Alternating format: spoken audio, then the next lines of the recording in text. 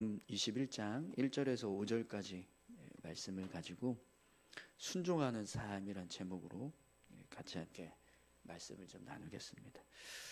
오늘 이제 본문 말씀은 예수님께서 이제 낙이 새끼를 타고 예루살렘으로 입성하시는 이제 과정을 기록하고 있습니다.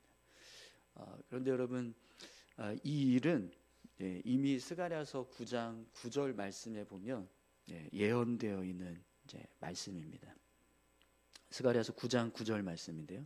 시온에 따라 크게 기뻐할지어다. 예루살렘에 따라 즐거이 부를지어다. 보라, 내 왕이 내게 임하시나니 그는 공의로우시며 구원을 베푸시며 겸손하여서 나귀를 타시나니 나귀의 작은 것 곧 나귀 새끼니라. 아멘. 이 말씀은 약 500년 전에 예수님께서 마지막 공생의 사역을 마칠 때쯤 예루살렘으로 입성하시는데 그때 나귀를 타고 입성하게 될 것이다. 이걸 미리 예언한 말씀입니다. 그런데 오늘 이제 본문에 보시면 예수님의 모습을 보면 이제 바로 이 스가랴서 9장 9절의 말씀을 그대로 성취하고 계시는 모습을 보게 됩니다. 그래서 오늘 본문에서도 보면 예수님께서 이 말씀을 이제 성취하고 있다라는 사실을 이제 설명해 주고 있습니다. 우리 오늘 본문 4절 5절 말씀인데요. 한번 읽겠습니다. 이는 선지자를 통하여 하신 말씀을 이루려 하심이라. 일러스되 시온 딸에게 이르기를 내 왕이 내게 임하느니 그는 겸손하여 낙이 곧 멍에 매는 짐승의 새끼를 탔도다 하라 하였느니라. 아멘. 본문에서도 보면 예수님께서 행하신 일을 이는 선지자를 통하여 하신 말씀을 이루려 하심이라 이렇게 설명하고 있습니다. 그리고 그 선지자의 말씀이 스가랴서 9장 9절에 나오는 말씀이라는 것을 알려주고 있는데요. 예수님께서 이렇게 당신이 이 땅에 오시기도 전에 약 500년 전이죠. 500년 전에 스가랴라고 하는 한 선지자를 통해서 선포된 이 말씀을 그대로 성취하는 모습을 보여주고 있습니다. 이것은 하나님께서 메시아가 이 땅에 왔을 때 행할 일을 그대로 예수님께서 성취하고 있는 모습이 되는 거죠. 그럼 여러분, 예수님께서 예루살렘으로 입성하실 때 이 스가랴서 9장 9절에 나오는 대로 입성하시는 것이 아니라 그냥 예수님께서 임의대로 하고 싶은 대로 예루살렘에 입성하시는 모습이 되었다면 어땠을까요? 스가랴서 9장 9절에는 예수님께서 이제 나귀 새끼를 타고 예루살렘으로 입성해야 된다 이렇게 이제 예언을 하고 있지만 예수님께서 이 예언대로 따르지 않고 그냥 다른 모습으로 예루살렘에 입성하셨다라고 한다면 여러분 어떠시겠습니까? 예수님께서 예루살렘에 입성하시는 이 모습을 보면 예수님께서 이 일을 꼭 이루시지 않아도 공생의 사역에서 사역을 마무리하는 데는 그렇게 큰 지장은 없어 보이는 일입니다. 오늘 예수님이 이제 나귀를 타고 예루살렘으로 들어가실 때 이 모습이 공생애를 마무리하는 이제 그런 시점에서 이루신 일이거든요. 근데 이 일은 예수님께서 그냥 이제 건너뛰시거나 아니면 다른 모습으로 예루살렘에 입성하시는 모습을 행하셔도 예수님이 공생애 사역의 마무리 단계의 이 마지막 십자가 지른 사건과는 사실 크게 어떤 관련이 없어 보이는 일이에요. 물론 이제 이 일에 특별한 의미가 있습니다. 이것을 이루셔야만 했던 어떤 특별한 이유는 있어요. 그러나 그럼에도 불구하고 예수님께서 십자가를 지셔야 하는 일을 생각할 때 굳이 없어도 무방한 그런 일을 지금 예수님께서 행하고 계신다라는 거죠. 자, 그러면 비록 스가랴서 9장 9절에는 예수님께서 예루살렘으로 입성하실 때 나귀 새끼를 타고 입성해야 된다라는 예언이 있지만 그럼에도 불구하고 예수님께서 그냥 이걸 건너뛰시는 겁니다. 행하지 않고, 이걸 내가 행하지 않고 십자가를 지는 뭐 일을 이루려고 할 때 크게 뭐 무방하지 않다 이렇게 생각해서 하시지 않는 거예요. 아니면 다른 모습으로 입성을 하시는 거죠. 그러면 어떻게 될까요, 여러분? 여러분, 왜 예수님은 스가랴서 9장 9절에 나와 있는 예언을 그대로 성취하시는 모습으로 예루살렘에 올라가셨을까요?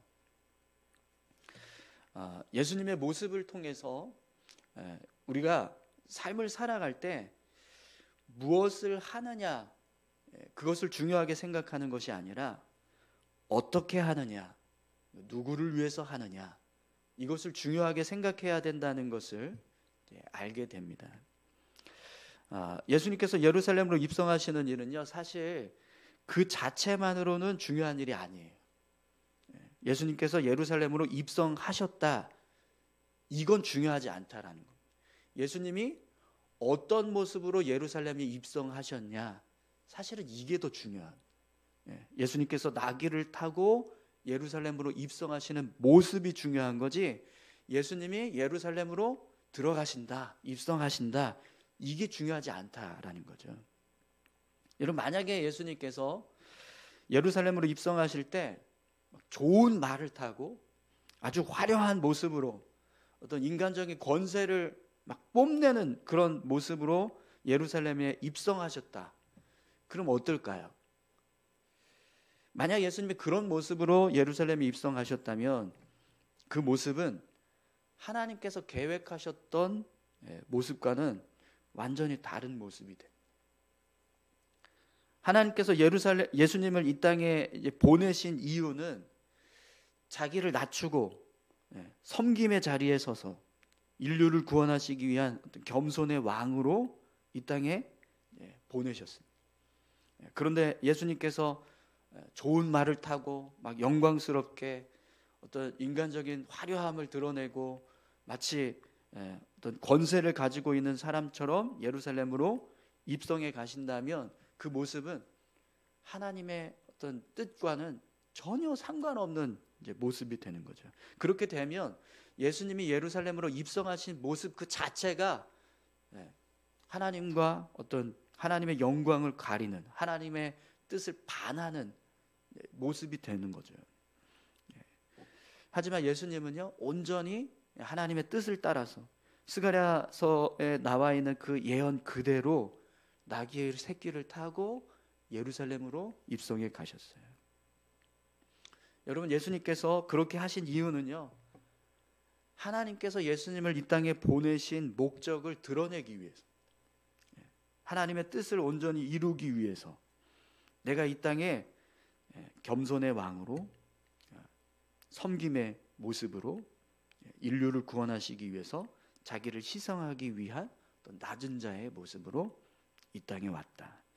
이걸 보여주시기 위해서 스가랴서 9장 9절에 나와 있는 예언 그대로 예수님께서 실천하셨다라는 거예요. 사랑하는 성도 여러분, 우리가 하나님의 자녀로 삶을 살아갈 때, 우리가 하나님의 백성으로 삶을 살아갈 때 하나님은 우리가 예루살렘으로 들어가는 것을 원하시는 게 아니고요, 나귀 새끼를 타고 예루살렘으로 들어가는 것을 원하십니다. 무슨 말씀인지 아시겠죠?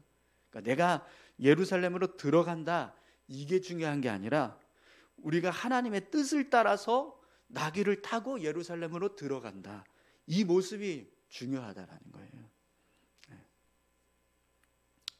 그럼 여러분, 왜 이게 중요할까요? 내가 예루살렘으로 들어가는 게 아니라 예루살렘으로 들어갈 때 하나님께서 말씀하신 그대로 나귀 새끼를 타고 예루살렘으로 들어가는 그 모습이 중요한 이유가 뭐겠습니까? 이게 하나님의 말씀에 순종하는 모습이 되기 때문입니다. 여러분, 순종은요, 예루살렘으로 들어가는 게 순종이 아니고요, 하나님 말씀대로 나귀 새끼를 타고 예루살렘으로 들어가는 게 순종입니다. 예수님께서 예루살렘으로 들어갈 때 그 들어가는 모습이 그냥 아무런 의미 없이 그냥 자신이 원하는 대로 들어가는 그 모습은 순종이 아니라는 거예요. 그러나 예언에 나와 있는 그대로, 그 말씀대로 예수님이 들어가셨을 때 그 모습은요, 하나님 앞에서 순종이 된다는 거죠. 여러분, 순종을요, 한자로 쓰면 유순할 순자에 쫓을 종자를 씁니다. 순종이라는 게 유순한 마음, 부드러운 마음으로 쫓는다, 따른다, 이런 뜻입니다. 하나님은 내가 너희들의 삶의 주인이라면 내 뜻대로 순종하며 살기를 원한다. 이걸 우리에게 말씀하세요. 너희 어떤 상황이나 환경에 따라서 삶을 살아가는 것이 아니라 그냥 내 뜻에 온전히 따랐으면 좋겠다. 내 뜻을 따라서 삶을 살아갔으면 좋겠다. 이걸 우리에게 말씀하신다라는 거죠. 그리고 하나님은요, 우리가 그렇게 삶을 살아가는 것을 보십니다. 하나님의 뜻을 따라서 살고 있는가, 그대로 실천하면서 살고 있는가, 그걸 보신다는 거예요. 그냥 내 의미대로 바꿔서 내가 원하는 대로 행동하는 모습이 아니라 정말 그냥 말씀 그대로, 있는 그대로 따라가고 있는가, 그걸 하나님 보신다라는 거죠. 사랑하는 성도 여러분, 오늘 저와 여러분들의 삶이요, 하나님 말씀에 온전히 순종하는 삶이 되시기를 축원합니다. 오늘 본문에 보면 제자들의 모습 속에서도 이제 순종의 모습을 보게 됩니다.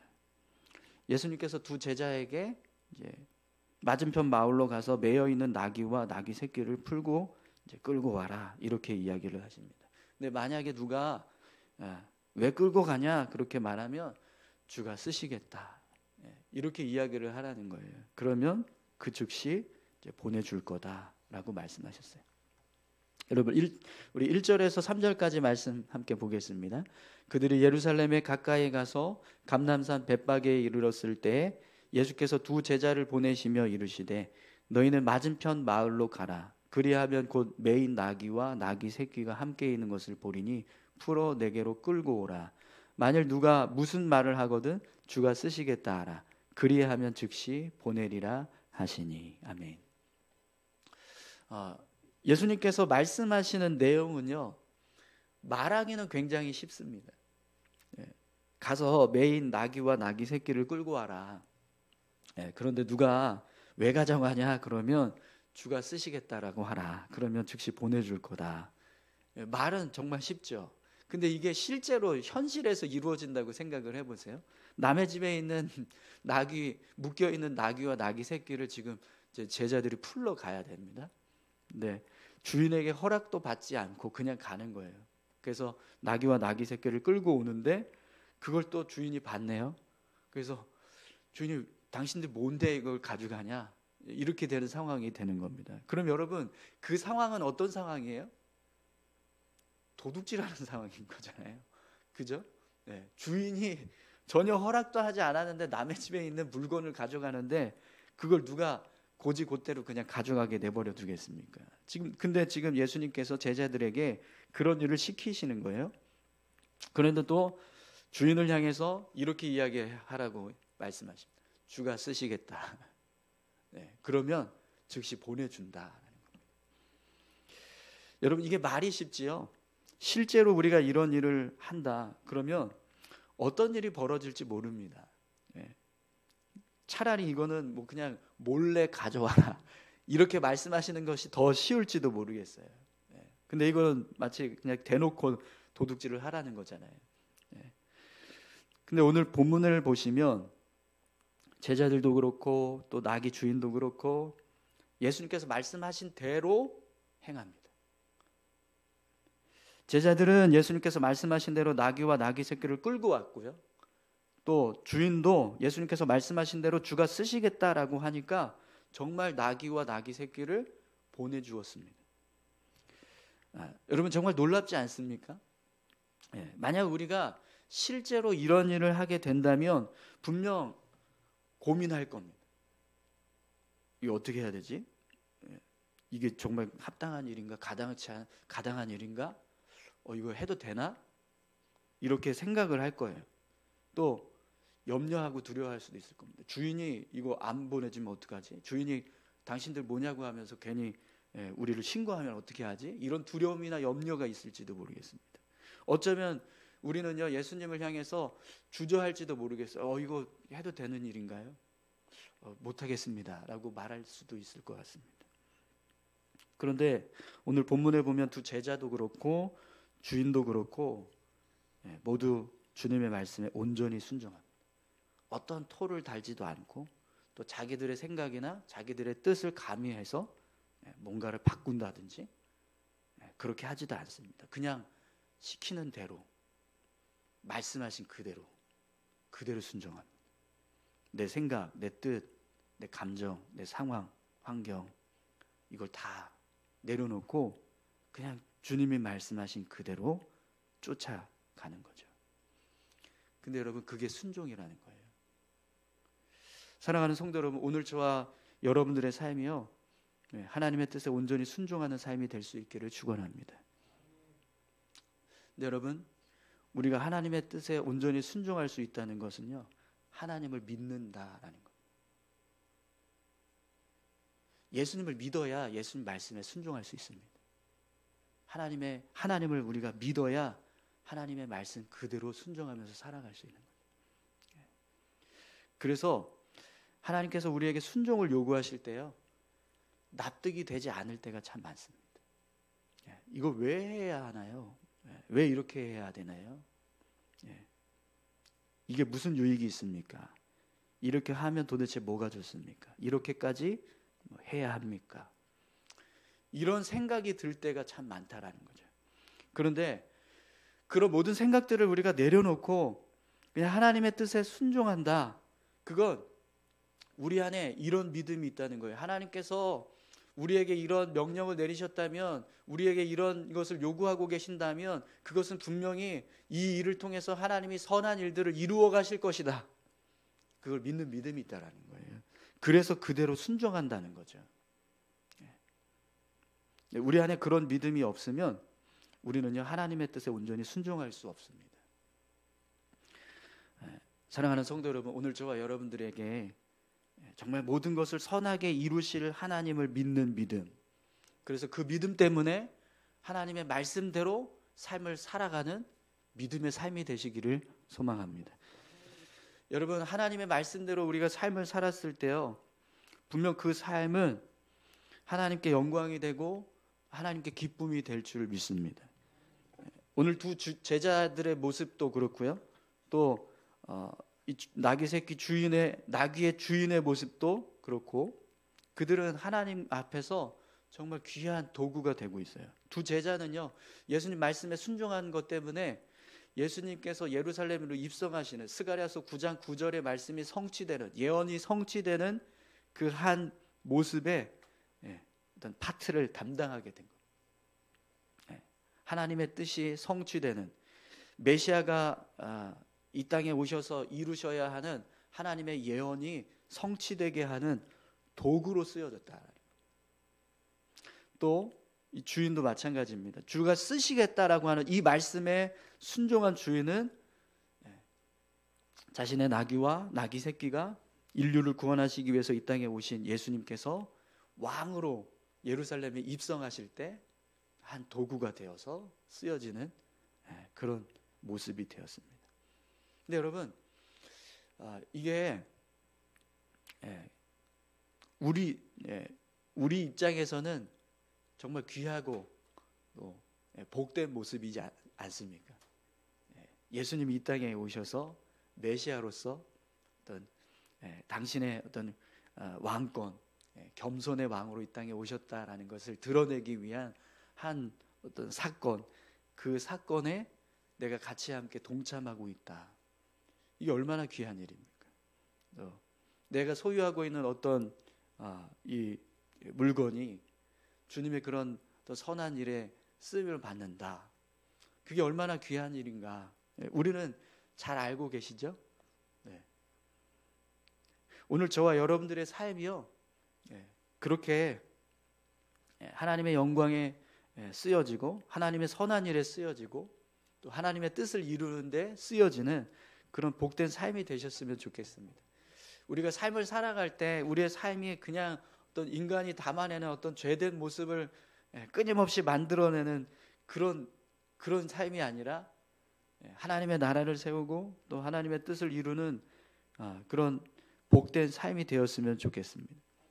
내가 매일매일 삶을 살아가는 모습이 정말 하루하루가 부끄럽고 죄된 모습만 채워가는 그런 모습이 아니라 매일매일이 하나님의 뜻을 이루는 모습이 되고 하나님께 영광을 드리는 삶이 된다면 분명 그 삶은요 하루하루가 복되고 존귀한 삶이 될 줄 믿습니다.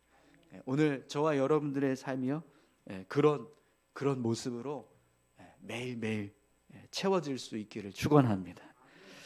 우리 함께 기도하실 때 이렇게 기도했으면 좋겠습니다. 여러분, 그렇게 정말 믿음의 삶으로 우리의 삶이 채워지려면 순종이 필요합니다. 그런데 그 순종을 이루기 위해서는 하나님을 향한 신뢰와 믿음이 바탕이 되어요. 하나님 우리에게 믿음 주셔서 온전히 말씀대로 삶을 살아갈 수 있는 순종의 삶 살 수 있게 해주십시오. 우리 이렇게 같이 함께 기도하기 원합니다. 다 같이 기도하시겠습니다. 하나님 아버지 감사합니다. 날마다 주님 앞에서 우리가 믿음의 삶을 살아갈 수 있기를 소망합니다. 하나님의 뜻